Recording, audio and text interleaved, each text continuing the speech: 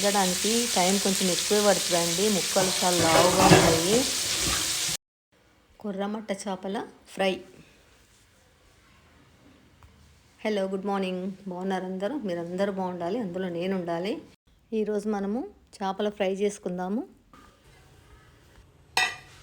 దీంట్లో 1 tea spoon కారం, రుచికి సరిపడా సాల్ట్, 1 టీ స్పూన్ అల్లం వెల్లిగడ్డ paste, 1 teaspoon homemade ధనియాల పొడి, 1 teaspoon homemade garam masala,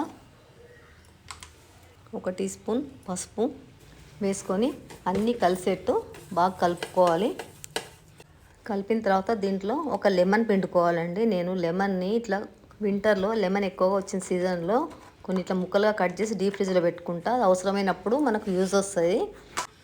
అవే ముక్కలు ఇవి 4 ముక్కలు తీసుకొని స్క్వీజ్ చేస్తున్నా. అన్ని మొత్తం 4 ముక్కలు రసం అంతా మనం కలిపి పెట్టుకున్న మిశ్రమంలో పడేట్టు, మసాలాలో పడేట్టు స్క్వీజ్ చేస్తున్నా. ఇది లాస్ట్ ముక్క అండి, అంటే ఒక మొత్తం లెమన్ స్క్వీజ్ చేసినట్టు. ఇది మంచి నూనె అండి. ఈ స్పూన్తో ఒక 1/2 స్పూన్ ఆయిల్ వేసుకోవాలి. ఆయిల్ వేసుకొని ఆయిల్ అంతా లెమన్ అంతా మసాలాకు పట్టేట్టుగా బాగా కలుపుకోవాలి. కలుపుకున్న తర్వాత ఇప్పుడు మనం నీట్గా వాష్ చేసి పెట్టుకున్న ఫిష్ ముక్కలు తీసుకోవాలి. ఇది కొర్రమట్ట చేపలండి. లైవ్ ఫిష్ తీసుకున్న ఒక 7 ముక్కలు తీసుకుంటున్నాను. ముక్కలు మంచిగా గట్టిగా ఉన్నాయండి. లైవ్ ఫిష్ కాబట్టి గట్టిగా ఉన్నాయి. మనం చేసి పెట్టుకున్న మసాలాను చేతితో కొంచెం కొంచెం తీసుకుంటూ చేపకు ప్రతి పార్టులో వెనక, ముందు, సైడ్స్కి, లోపల ప్రతి భాగానికి ఈ మసాలా అంతా పట్టేట్టుగా బాగా రుద్దుకోవాలండి. లేకపోతే చేప అంతా చప్పచప్పగా ఉంటుంది, తినబుద్ధి కాదు. ఈ విధంగా మొత్తం చేప అంతా పట్టేట్టు రుద్దుకోవాలి. ఇదే విధంగా ప్రతి ముక్కకు, అన్ని ముక్కలు 7 ముక్కలు తీసుకున్నాం కదా మనము, ప్రతి ముక్కకు పట్టుకుంటట్టు మసాలా అంతా మంచిగా రుద్దుకోవాలి. అన్నిటికీ అదే విధంగా రుద్దుతున్నా. ఈ చేపలు కొంచెం లావుగా కట్ చేసి ఇచ్చిండండి ఆ కటింగ్ అతను.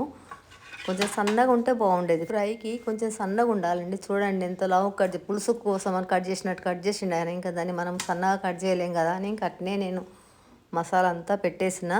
కొంచెం టైం ఎక్కువ పడుతుంది, నిదానంగా వేయించుకోవాలి. ఇప్పుడు మసాలా పెట్టడం అయిపోయింది. మసాలా పెట్టిన తర్వాత చేపలకు ఒక 1 అవర్ రెస్ట్ ఇవ్వాలండి.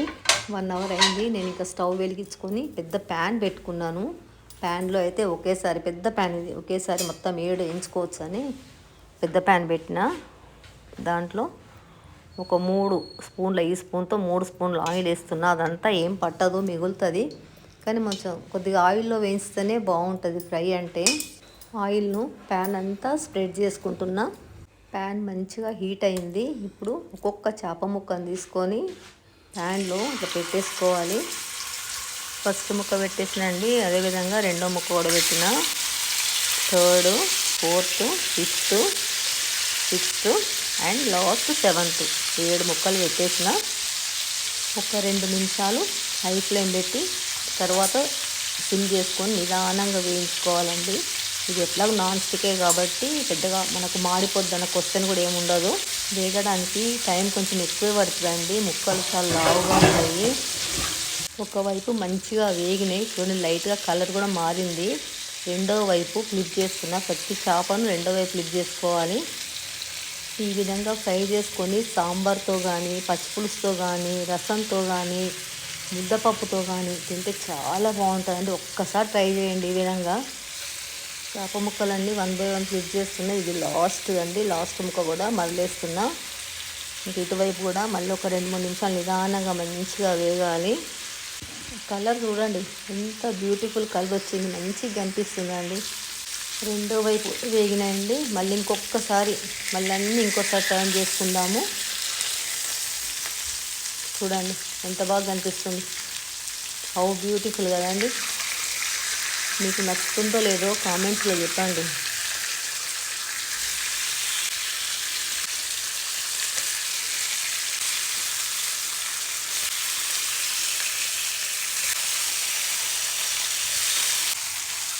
నిదానంగా వేగుతున్నాయండి. వేగుతుంటే ఎంత మంచి సౌండ్ వస్తుంది కదా.